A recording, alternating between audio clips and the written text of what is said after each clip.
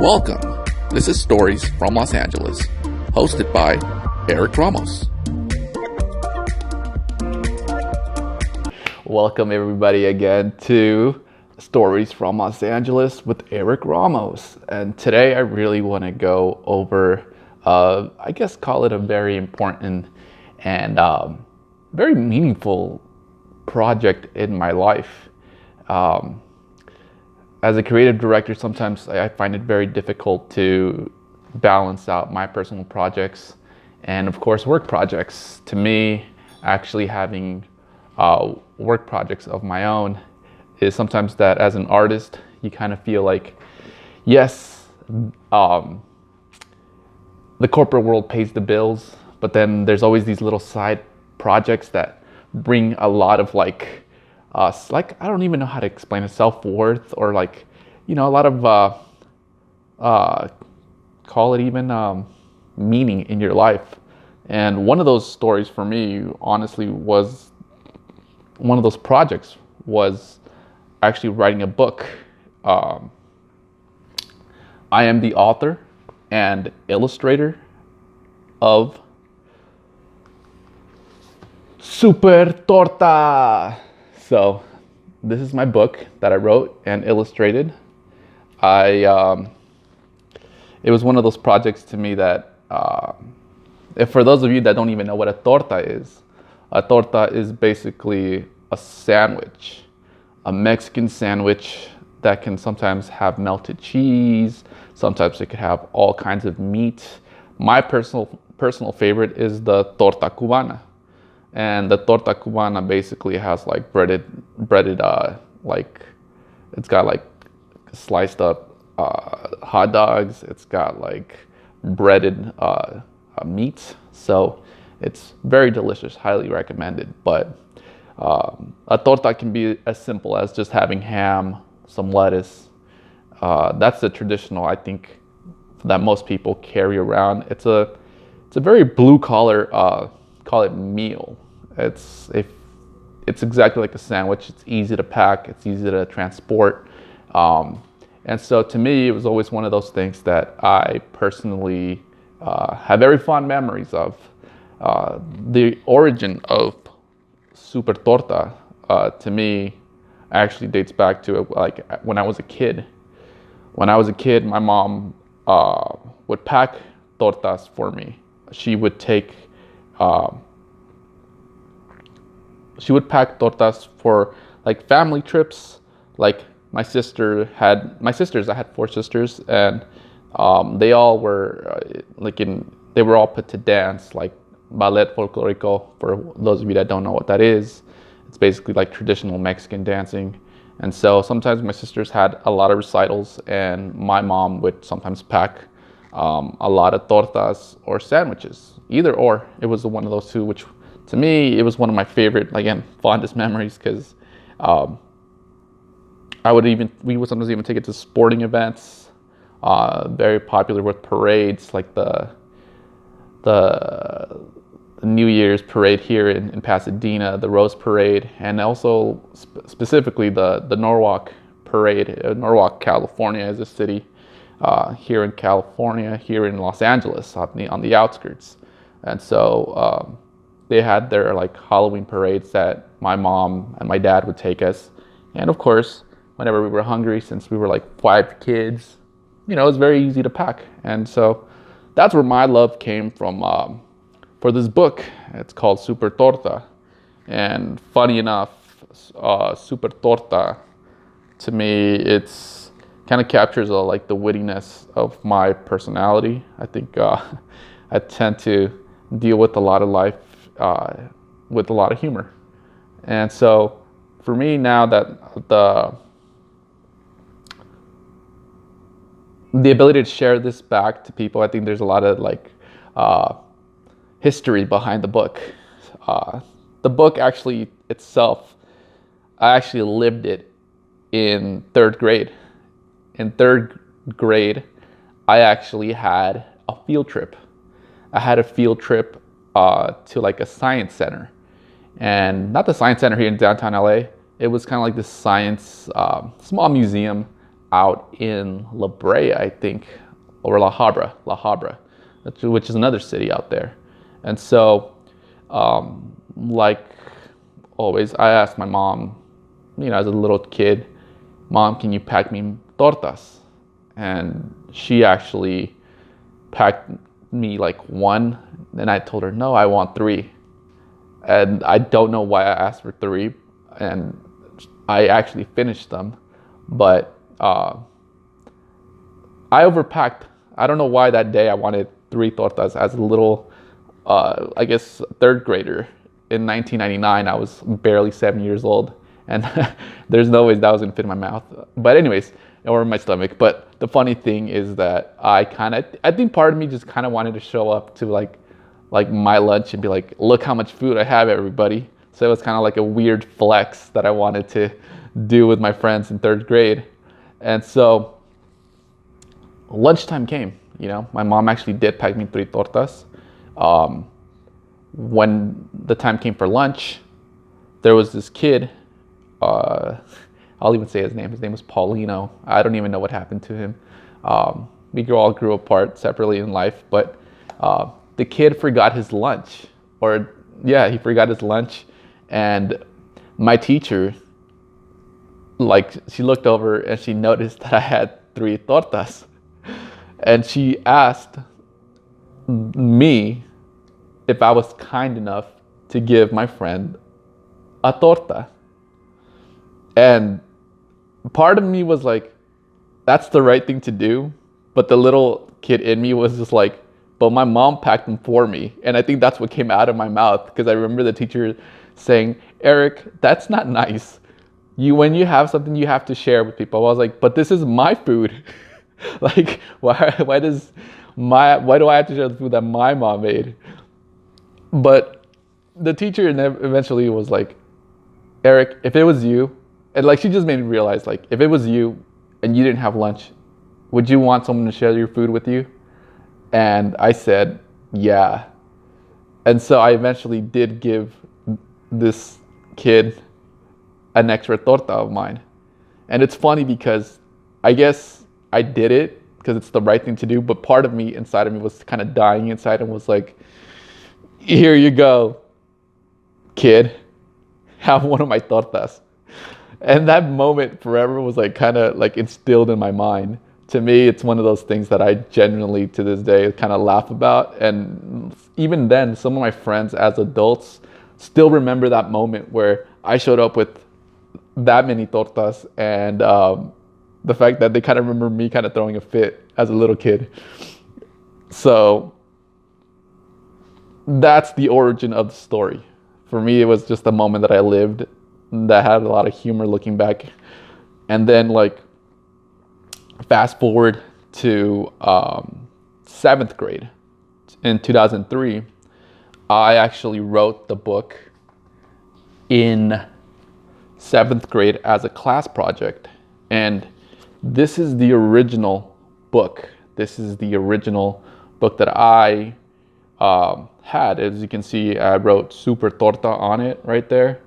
And my name, and of course the 4th period. And this is my teacher, Mrs. Saval. Mrs. Saval was an all-American, white lady, very sweet. Sometimes she was very tough, the way she would just kind of command the room. And sometimes people didn't like that. But I always thought she was very sweet. At least with me, I felt like I was one of those kids that, yes, I would mess around, but sometimes in school, if I didn't have good grades, my parents would kick my ass. So obviously you want to be cool with the teachers. So Mrs. Saval once gave an assignment to all the whole class that we had to write a story. Minimum I think she said minimum a page. And I think I was just so excited for this because she gave us, if I remember correctly, I think she gave us this sheets, it needs to fill all this. And so I filled it all out. When I wrote my story, I was like, ooh, I know what I'm gonna write. Because till then, I still had a passion for tortas. To me, tortas were, again, always in my life, were always present in my life.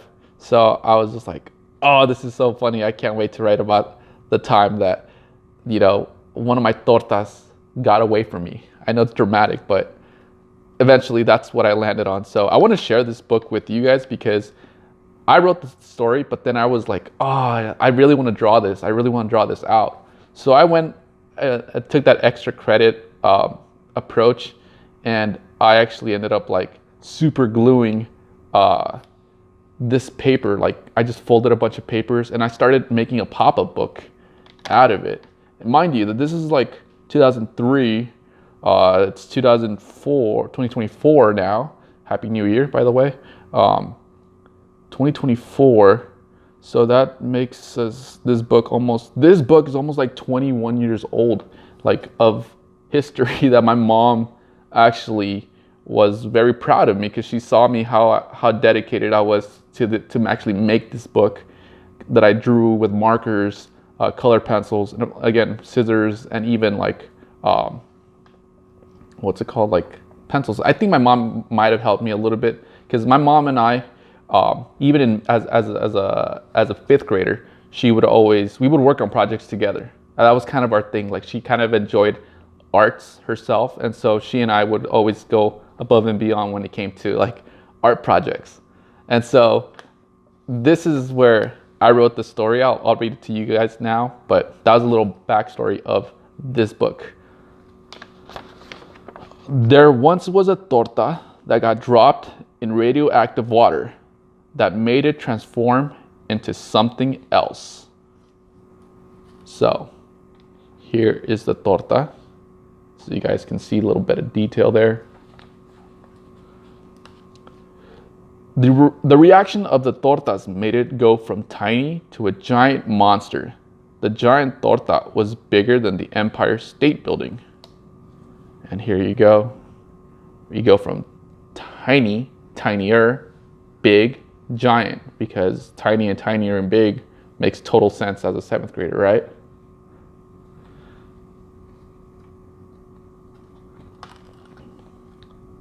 The giant torta started to rampage through New York City. It was angry because he thought he tasted nasty and nobody wanted to eat him. So here is the torta coming alive. You can see the Empire State Building in the back.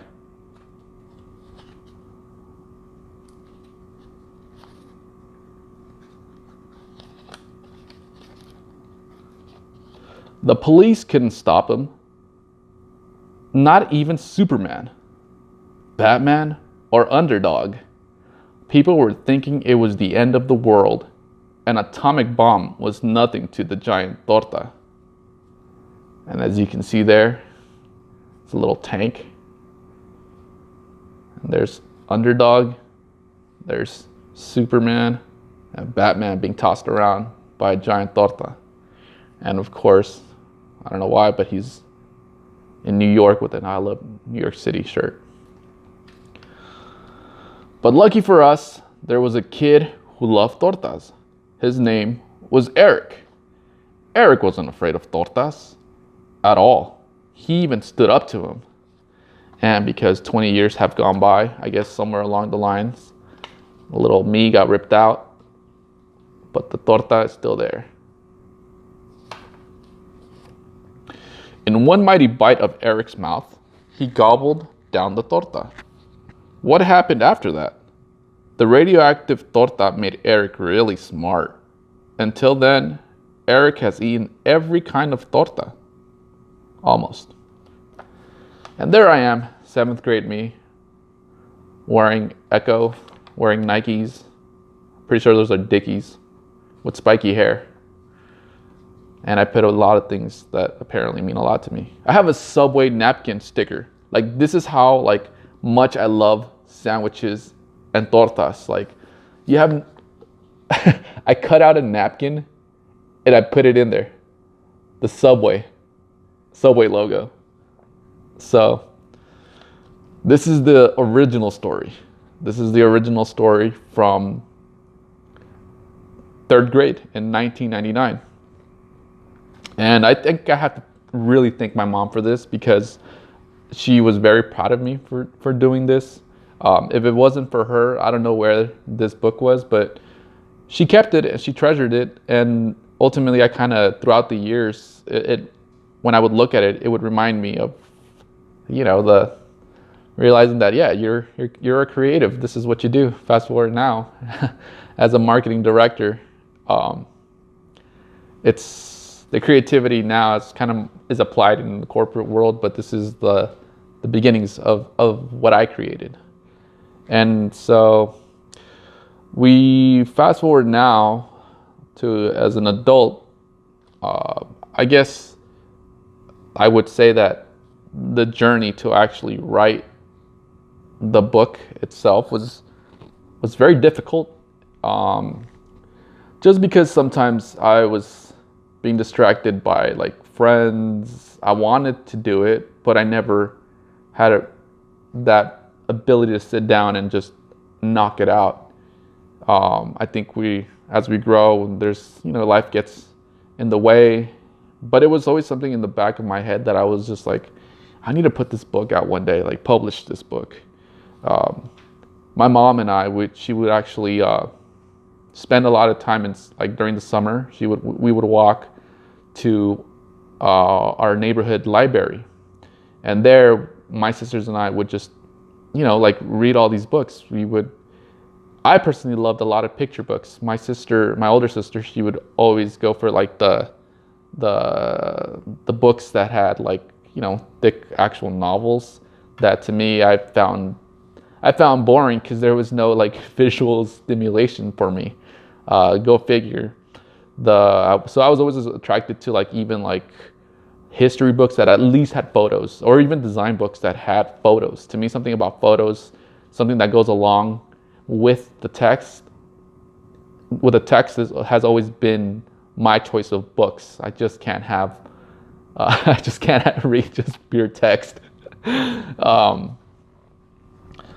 like I said, the journey to writing the book, if anybody has ever wanted to publish a book, can be very complex. It can be a very lonely journey.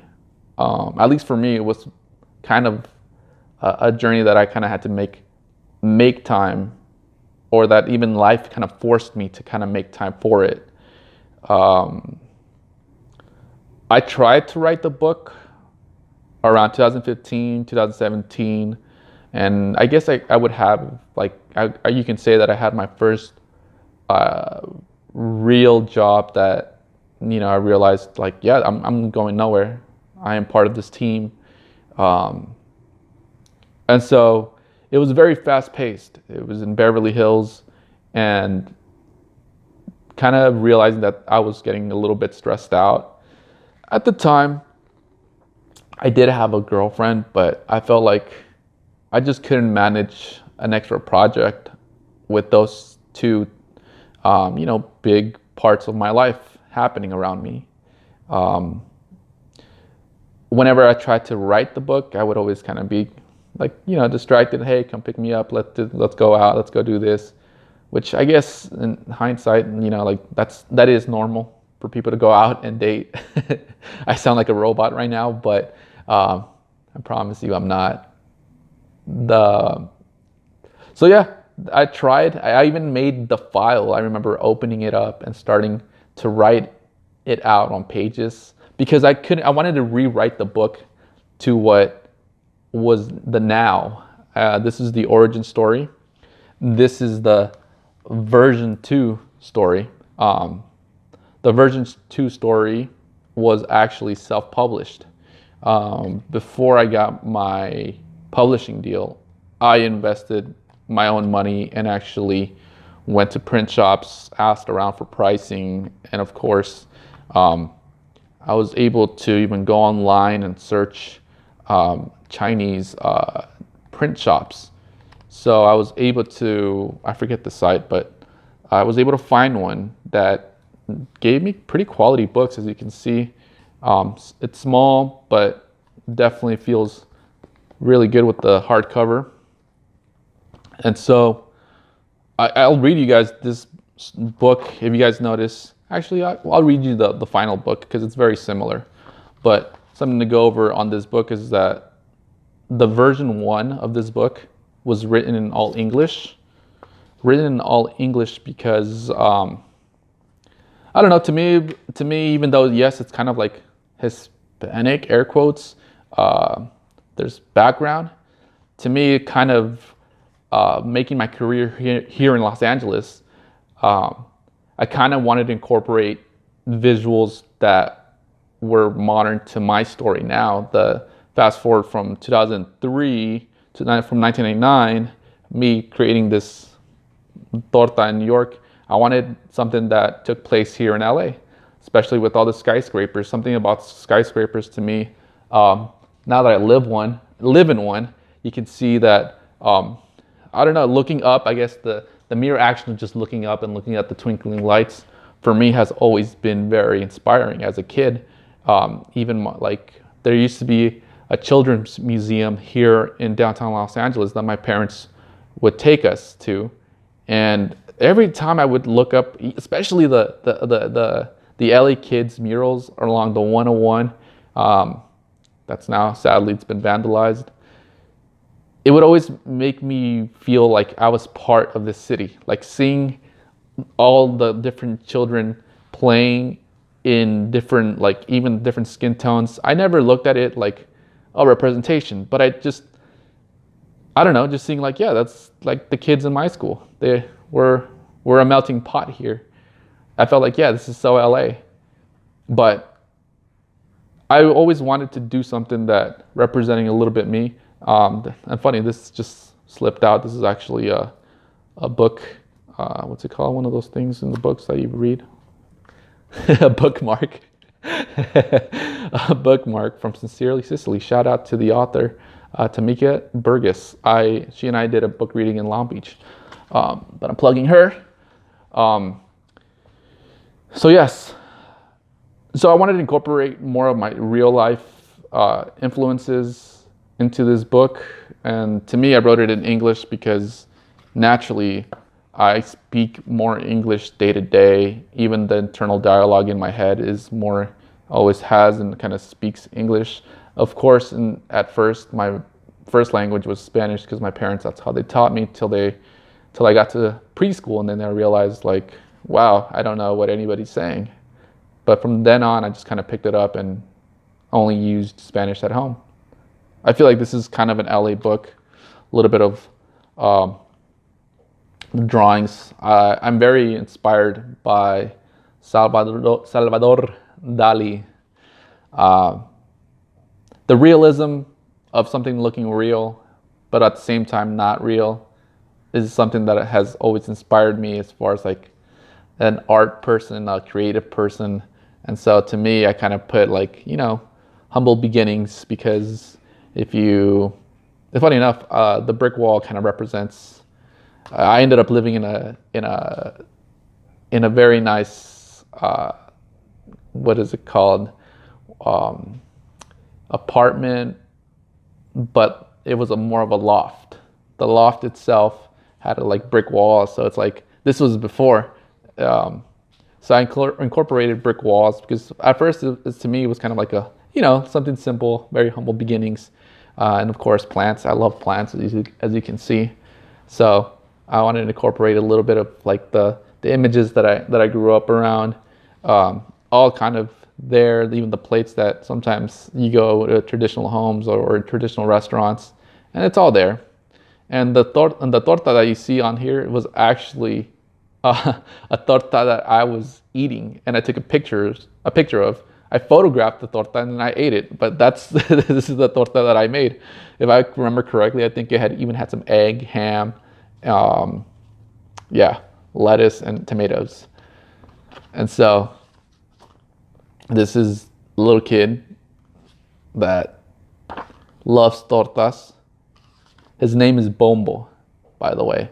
Bombo was actually my nickname as a kid.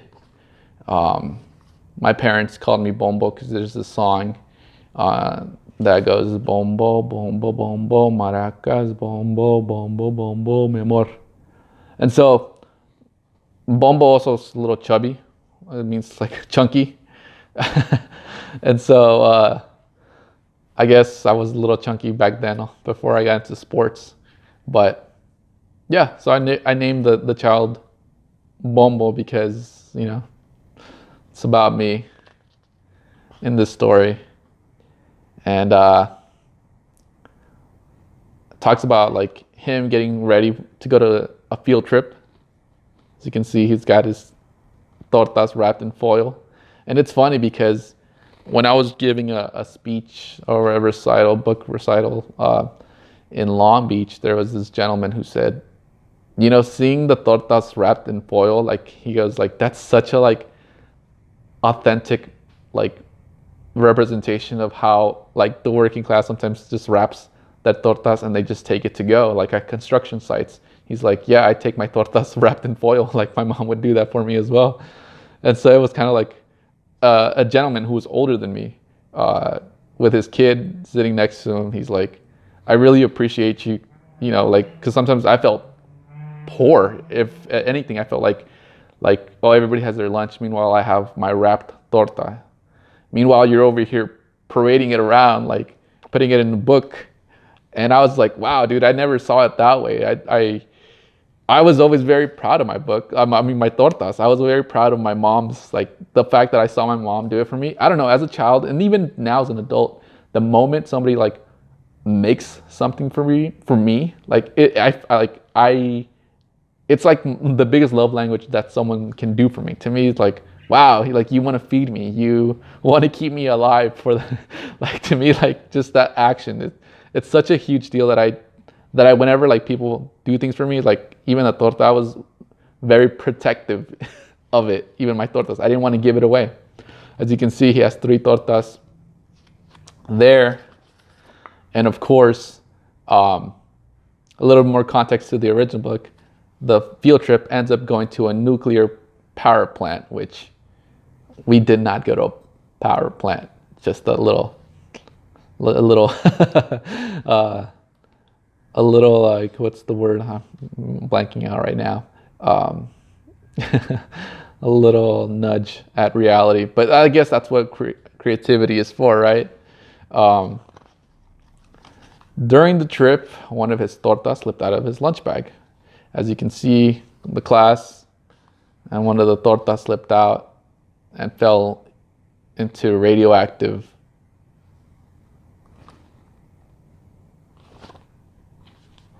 call it juice. And so, as you can see, the torta began to grow, and like the Hulk starts shredding and starts like ripping his shirt apart. I started doing the same thing with the tortas as he starts ripping his torta as he's growing from inside the foil. And of course, this is the artwork that actually stayed very close to what the final book came to be. A super torta. And like I said, to me, tortas, the chunkier they are, the better they are. So I gave the torta chunky arms, chunky legs, and this is what brings a lot of like humor to a lot of people when they see the torta. As you can see, the torta starts to get mad and break all the structures around him. And then it runs through downtown Los Angeles this time around compared to the original story. It runs through downtown, and funny enough, this, if you look at the scenes around it, it's actually I think it's Flower Street in downtown LA. I may be wrong, but it's where the Broad Museum is at. And the funny thing about this street is that also the Museum of Contemporary Art, MoCA, is across the street. So I wanted to kind of include those two things because, art has always been part of my life. Museums, I've always enjoyed going to them. And if you keep going down the street, you'll actually find my college. FIDM, FIDM, the Fashion Institute of Design and Merchandising, and or merchandise. Don't hate me if I said it wrong, but this is something that I wanted to incorporate, like people running away from the torta.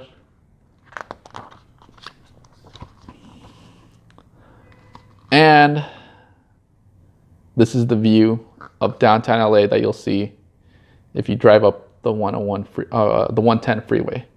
It's what's gonna greet you.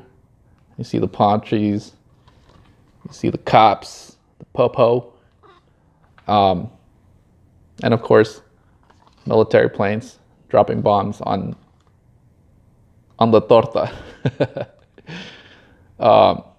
Again, I photographed this torta in many angles, so that way I can get the character, like if it was moving. And to me, funny enough, even something if you live in any like big city, you'll always hear that like the police helicopter like roaming around. And I guess it's not that I was kind of desensitized by it, but I think growing up in LA, it's part of life. A very vivid memory of mine was my sister and I were once playing in like outside of our house, and I'll never forget when it was kind of a little bit at dusk at night. No, it was not dusk, at night, near the sunset, and suddenly we hear the helicopter, and the helicopter flew over us with the light, and my sister and I started freaking out, like, oh my God, there's like robbers around, and we started running home. And I remember like I wasn't scared, but it was almost like a humorous moment, like I felt like they're gonna catch me, or there's a bad guy around here, we need to outrun the bad guy. Funny, that's such a random memory, but that's why to me I wanted to include like a helicopter with the police, because to me it's part of LA, unfortunately. But the next slide over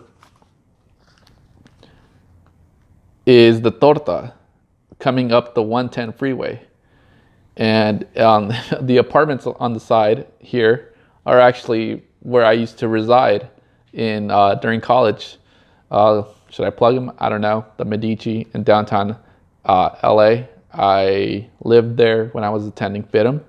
And this bridge on 6th Street, I would walk to school because it was so close.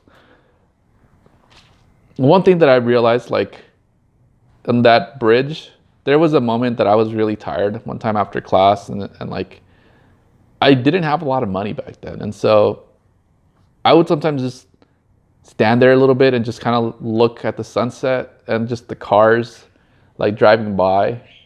And it would give me a little bit of like a time to reflect on just myself, and like, you're doing this, look at the big city, and that one day you'll make it. Like, part of me was never really after money. It was more like practicing your craft, because I was going for graphic design, and that's how I was able to design this whole book from scratch. So yeah, that's actually a place. Some of these like actual like illustrations you can actually go in person, because I used a mixed media like photography. And so with one mighty bite, Super Torta became yummy in the tummy. And as you can see, there's the fella being congratulated by everybody, because he ran up to the torta and said, "Come here." And this little fella here was inspired by, people are gonna hate me, I forgot his name, but there's this Mexican superhero that my parents used to watch. It's not even mine, funny enough, who's like a humorous like hero. Is it Chispirin? Damn it, I forgot already. Chespirito? Chespirito. Well, who knows? Chespirito. Well, no. I sound so white right now. But yeah, this has got kind of an homage to my parents because they would watch that and it would like a lot of humor. I guess our family, we're very funny. We joke a lot and we're very lighthearted. And so to me, kind of in putting some of their inspiration into this character to me was one thing that I really wanted to include. But instead of, his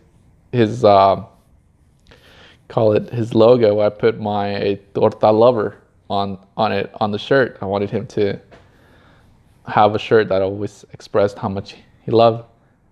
Yeah. What's his name? No, I think you're wrong. Chispirin? Chespirito? Yeah. Wow, well, there you go, guys. As you can see here, I actually wanted to include the school at the end of the story where I went to elementary school. Edmondson Elementary is located in Norwalk. It's I used to walk to school through there. It was one of those places where I feel very lucky. I feel like I had a very good experience in school. The staff there were really nice. Shout out to Miss Selby.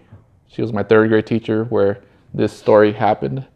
And so to me, those very normal LA schools located around the city are very similar in color, but I just wanted to include this because I feel like sometimes kids who come from like regular small schools in the hood, air quotes, sometimes don't see themselves. And to me, I was always very happy and proud to be where I was from. So I wanted to include Edmondson Elementary here. And that's how it ends. And of course, my mom watches a lot of black and white movies, and at the end they always put fin, which obviously means the end.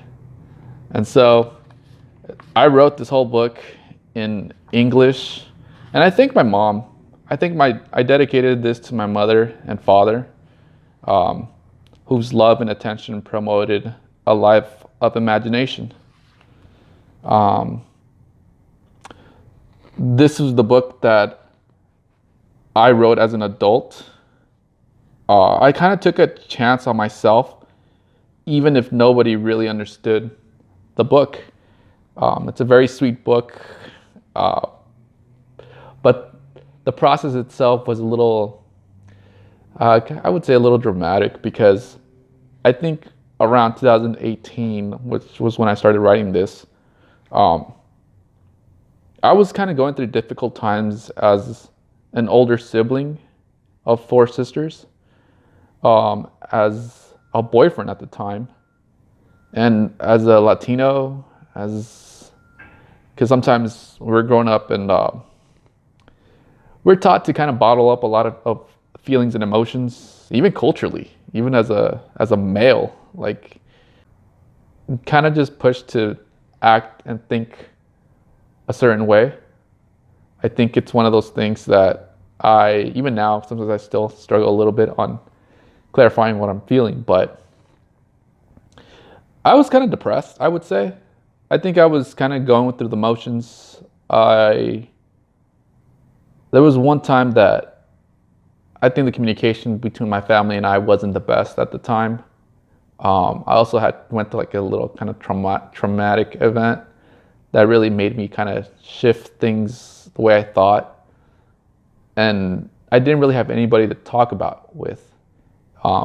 Even the relationship that I was in, something that was really sad was when I started writing the book. I was kind of like frowned upon, like, why are you writing this book? Do you not want to spend time with me? And that was kind of, for the first time, I was like kind of hurt, because I was like, I remember looking at this book in my in my room, and I just stared at it, and I kind of started like tearing up about kind of like not being happy as a, like, genuinely happy inside. Like, I feel like the inner child in me came up with all these like ideas. Like, I wanted to honor that silliness that I really had as a kid, but as an adult, we're taught to grow up, to, you know, be a man. So it meant a lot to me to even start the book, and I was so, like, I guess, sad that I wanted to just put it out and actually see it in person, that I ended up kind of breaking up with that relationship, because it wasn't that I didn't feel supportive myself. And obviously, when it comes to projects like this, I don't talk back about that about exes. To me, it's something that I've kind of, you know, different paths in life that I felt very fortunate to kind of stick to the things that I knew weren't, it wasn't to hurt anybody. You know, it was something that I genuinely felt misunderstood. And so sometimes you have to kind of take extreme measures in situations where you don't feel supported to really be yourself. I felt like I was trying to, like, mix this project and time with the partner at the time, but it just wouldn't fly. They wanted my full 100% attention. And so to me, it was like, I can watch TV with you while I write this, while I work on this. And to me, I felt like there was no, like, you know, middle ground for us. And so I was just like, okay, well, I would stop because I didn't want to fight. But then part of me was just like, this sucks. I can't even, like, work on something so mundane or something. So like if someone told me they wanted to work on a project, I'm like, yes, do it. Like, that's awesome. But I wasn't getting that support. And so I was very, like, isolated, even with my family a little bit, just because, like I said, we didn't talk much about, like, emotions. We didn't talk about, like, problems. It can be difficult at times, especially because, you know, whenever there's problems in family, it can be a little bit sensitive. But when it came to, like, the book itself, I remember during the process, I was telling my family, like, hey, I'm writing a book, and I'm writing the book that, remember, Super Torta. And the response I got, like I wanted to read it just so I can see, like, what do you guys think? It wasn't fully accepted. To some sisters who were like, I'm too busy. To some sisters, it was like, okay, cool. Like, very simple answers. And I was like, okay, awkward. And I know it's not to talk bad about my own family, but it is something that I think a lot of people sometimes, if the family doesn't approve of what you're doing, my golden rule has always been, if it's hurting yourself, if it's hurting others, then you probably shouldn't do it. But if it's not hurting yourself and it's not hurting others, then do it. Continue doing it. And so when I told my parents about it, even too, the response I got from them was, you're not a writer. What are you doing?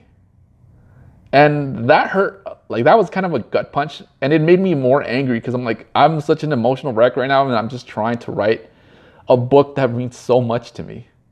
And my family, like, again, we had a great upbringing, but it was just as an adult, as a grown man, that I realized, like, man, like, it's hard being sometimes expressive.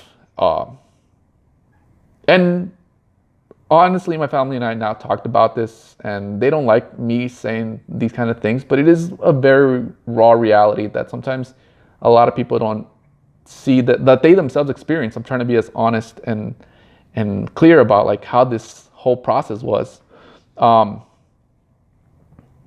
Around 2000, after I ordered the book and got my copies, I started like going to events as a single guy, so I can go and like meet people and like, hey, here you go. Like I would try to gift my book to people that I know were air quotes about the culture.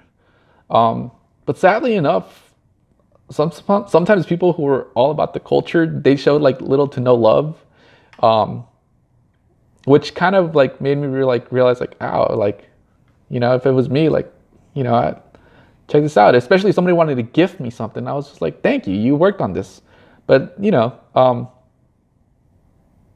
it made me realize just a little bit like, yeah, this is a full-time business. This is not something that, oh, I just wrote a book and boom, I'm successful now. No, it's constant, like that, again, being vulnerable, putting yourself like, hey, here's my book. I wrote this with a lot of passion and a lot of like, you know, love. It would mean a lot to me if you would read it. If you want to share it with others, cool. But also it's like, this is just genuinely a gift for you. And so when I didn't hear back from anybody, it was like, okay, cool. Like it never in my own heart that I feel like, oh, screw them. Like they're not for the culture. But it did kind of bring up a little bit of like, you know, like that support. Someone that I really, really want to give a lot of love to is the comedian Felipe Esparza. I sent him a book and I think he understood the humor, and his wife she was like, this is totally an LA book. This isn't like a Mexican book. Like this is something that's so unique to LA because it's like it's written in English first off and it takes place in LA. Like, and I was like, yes, exactly. When I started like kind of realizing to people, sometimes I realized, oh, this book, yes, may have like Mexican culture in it, but it's not Mexican. To me, it's one of those things like that I realized like this sometimes that yes, it speaks to people of color, speaks to people of Hispanic, Latino culture, however they want to like resonate as, or but I always felt like this book for me was like just an LA book that just when I started realizing and putting it into people's hands, I was like, yeah, this is a very American book. I wouldn't even call it a Latino book. So I really want to give him love because he was one of the few first people that was like, come on my podcast, let's talk about it. And I'll be honest, I was a nervous wreck back then. I didn't like, if you search the podcast, like I'm very quiet and I'm just like freaking out, like, oh my God. Even then, like now I've gotten a little bit more comfortable. But then again, sometimes I do get in my own head talking about my own projects. You know, I'm a visual person. I create things. But I've learned to speak because communication has been such a valuable tool in my life. But there was this other person that showed me a lot of love, and this was, before I get to that, I want to get to the book publishing. In 2019, after I was going to all these events, and I did get orders here and there, and I was mailing these books out. I did like ads online. I realized that I needed in my own personal career as a graphic designer, I realized that I couldn't juggle a full-time job plus this. And so it was like a perfect timing situation for me and my publisher, Lil Libros. Lil Libros is a fabulous brand that honestly to me they've been nothing but kind to me. The fact that they still have me on board is something amazing that it spoke directly to them. They got to see the book completely polished and they're like, wow, this is a full-on book. They said, yeah, we would love to publish you. And now is the first author that was published outside of Lil Libros. When they received it, They told me that they wanted it, that they wanted to include it in their many books that they have.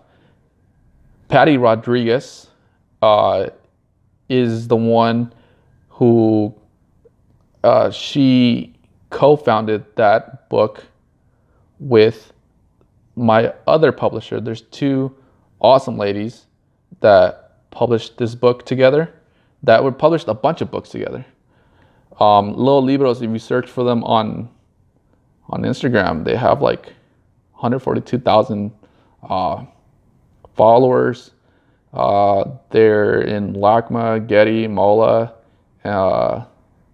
They've been very good at capturing Hispanic, Latino inspired books. You know, the fact that they felt very strong about representation was a very solid, and natural relationship for us, because we were able to publish that book. And the great thing about this, something that was a little crushing for me, was that when they told me that the book was going to be published, I was over the moon, because I was finally getting like, all right, I'm not crazy here. My ideas, my books are something that's gonna, actually resonate with a lot more people. And it actually did. But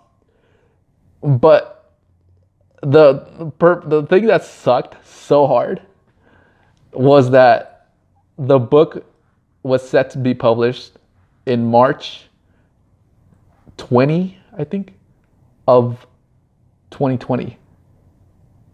And if you guys don't remember, they start, I had this we're going to go on these events, we're going to do this, we're going to do that.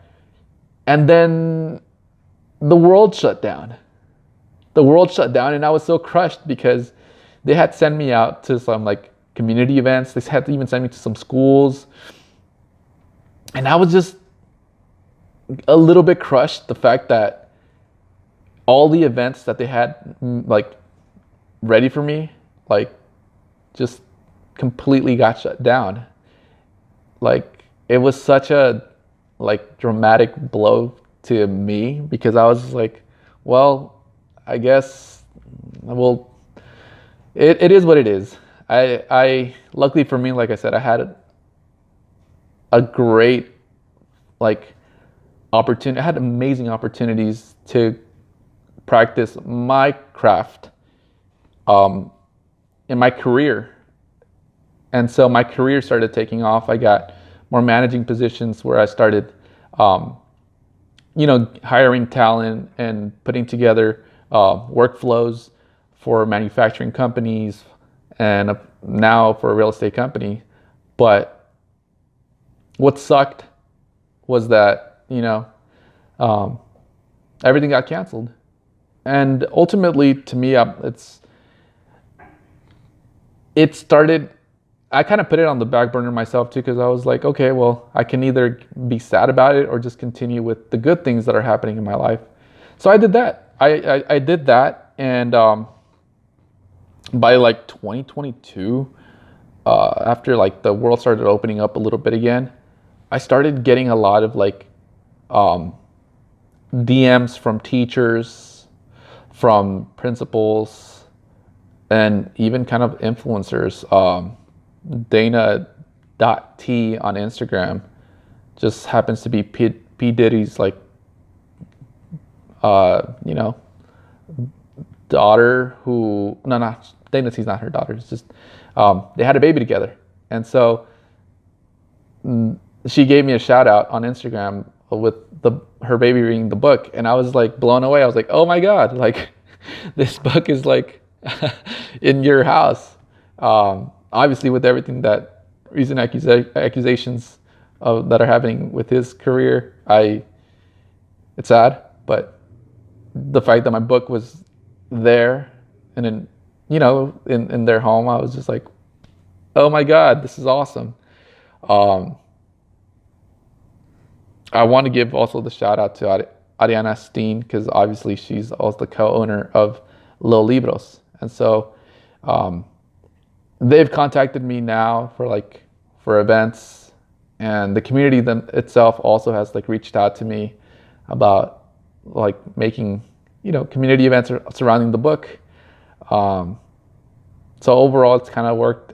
It was a slow burn in the beginning, but it started taking off like towards the last recent year. So I'm really excited for Super Torta. I've never taken really the time to dive deep into the story of Super Torta. It's like I said, there's many scenarios that happened in my life that were up and down, but the key to any project is to not stop. Don't stop. Like, one thing that's very important as an artist also is that sometimes we may have a passion project, but ultimately, if you're designing something and the public doesn't respond to it, it kind of gives you an idea like, okay, well, this didn't work. Maybe try something slightly different. Sometimes if things aren't, like welcomed at first or praised at first, it can hurt the artist inside of us. And so to anybody who wants to publish a book is to keep the people in mind. One thing that I always did was read the book, the first generation book, to kids. I asked friends, can I read this book to them? Can I give them the book? And their response kind of told me everything I needed to know. Like, when I read it to them, it was just like that curiosity, like, what? Followed by the smiles on their face when I would get to the page of the torta coming to life. And like, I would just scream, Super Torta! Because that, to me, the exclamation point, it's when you read this title, you're supposed to scream it out. You're supposed to say, Super Torta comes alive. And so the writing process can be difficult at times. Like, there was many times where I started to kind of rewriting the book, but I try to make it make sense. Very simple. It's like a 3rd grade, 4th grade book. Very easy to digest, very visually stimulating. And so this is kind of the journey. I don't want to play like a victim either, but it does show you a more real life journey for a project like this. A lot of people sometimes tell me, how do you write a book? You just do it. And have the great thing about Little Libros is that we worked with a writer. And so they had a whole writing team kind of like review the book, kind of like text and like say, hey, we should probably change this. We're going to do this. And they wanted to publish the book as a bilingual book, which that's why they're known, because they write a lot of bilingual books. They dream in two languages. And so I can read this book in Spanish as well, obviously. And so, I mean, if you guys want, I can read this book. But this book, obviously, as you can see, compared to the original one, it's much bigger. And this was left out in the sun, so this is why a little washed out. But this was the first like copy of Super Torta that my publisher gave me. As you can see here, similar layout was kept. The only main thing was more space for the story to be written in Spanish as well. So, there once was a boy named Bombo who loved tortas. Había una vez un niño llamado Bombo que le encantaban las tortas. Ham tortas, chicken tortas, carne asada tortas. Bombo loved all tortas. Tortas de jamón, tortas de pollo, tortas de carne asada. A Bombo le gustaban todas las tortas. One day, Bombo had a class field trip. He packed 3 tortas. Un día, la escuela organizó una excursión. Él se llevó 3 tortas. So off he went on his nuclear power plant field trip. Así que fue a visitar una planta nuclear. During the trip, one of his tortas slipped out of his lunch bag. Durante el recorrido, se le cayó una de sus tortas de la bolsa. Overnight, the torta began to grow and grow. Durante la noche, la torta comenzó a crecer y crecer. and grow into y creció hasta convertirse en una super torta. Like I said, you're supposed to scream it. The best thing about this was when I read it in front of an elementary school and all the kids went, super torta. Can you say it with me? And they all screamed it with me, super torta.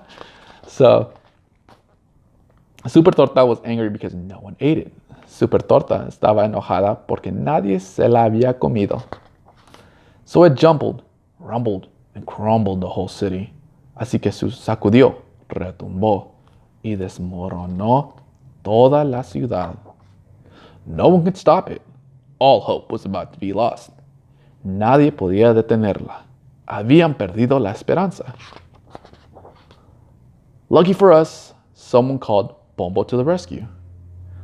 Por suerte, para todos, Bombo acudió al rescate.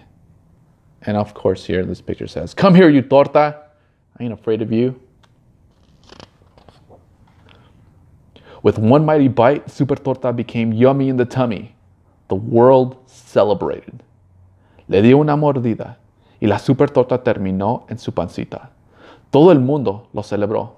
And I forgot to mention, right now that I'm looking at this image here, the way he's holding his hands up is the same way Bumble, or at least Eric, was holding his hands here up to in the last page. The reason why is because I used to play soccer, and my dad, the Mexican national team used to have this legendary soccer player whose name was Cuauhtémoc Blanco. And Cuauhtémoc Blanco would always celebrate like this, like, yeah, buddy, after scoring a goal. And so that's his way of celebrating, like, yeah, I just ate a giant torta, what's up? The next morning, back to school, he went with his 3 tortas. A la mañana siguiente, de camino a la escuela, Bombo volvió a llevar 3 tortas. And of course, the missing torta is where the whole story started. Being the end. So yeah, I like to thank the community. I like to thank the community because I think this is something that transcends to people from all over. I've had people from Chicago, I had people from Illinois, the Midwest, show me love for this book. I think if it speaks to you as a Mexican, good. If it speaks to you as an American, good. If it speaks to you as a Latinx, good. Just know that this book was written with a lot of love and a lot of like creativity and a lot of passion that I feel like I've really put into my career. It's one part of me that I value a lot, but does it pay well? I would say it adds to your income, but ultimately, I think a lot of writers, a lot of illustrators have to do work on multiple projects to create an actual financial income that supports them. So luckily for me, I have this project and I have my own personal project as well. I mean, my own career as well. So I kind of just do both. And of course, this podcast was created to give people, a little bit more, call it a humanized story of the process of what it is to be an LA, an Angeleno. Even if they're transplants, I have no problem with transplants. The fact that they're sharing the city with us, the more the merrier. And this book also doubles as a mask. It's the funniest thing to see kids put this on and then just yell super torta. As you can see, you kind of become the torta yourself. So I hope this story didn't bore you guys, and I hope you guys stay warm in this weather. As you can see outside the window, you can see the Hollywood sign from here, but right now it's all hazy. Before I forget, let me touch back on my parents. My parents actually recently, last year, I was invited to Long Beach City Library to read my book, and give a little keynote about the book itself. I invited my parents to come see me read the book. And honestly, just having my parents there, supporting me, it meant a lot. It meant a lot because they know that they might not want to address what happened previously, but to me, the fact that, we both kind of said, sorry, and like, look at us now. Because of this, you can talk a little bit more. Me, my family, my emotions a little bit more. And my mom, when I was reading, she ran out to there was a little festival going on, so she ran outside because she wanted to do like this free arts and crafts, and they were running out of a specific type of object that she wanted to create, and it was basically like this little tote bag, and she drew with paint that they were teaching them how to do it, and stencils. She wrote Super Torta Family. And when she came back, she came all proud, like holding the tote bag up. And to me, it was one of those moments where it's like, thank you. And of course, to me, it was never to throw it in someone's face. It was never that. To me, Super Torta was always something that was out of love. It was out of love for the inner child in me.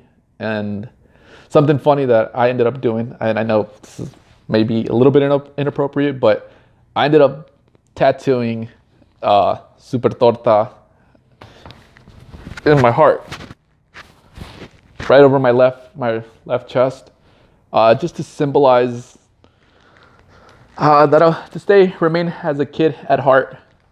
It's how I like to live my life now. I don't take anything serious. Only my arts and crafts that clearly I did as a kid, still do, but very lighthearted way of living life. So if you have a project, you have a lot of love, keep adding to it. Thanks for watching. Follow and subscribe for more. Keep in touch with me on stories.fromla on Instagram and YouTube. Thank you.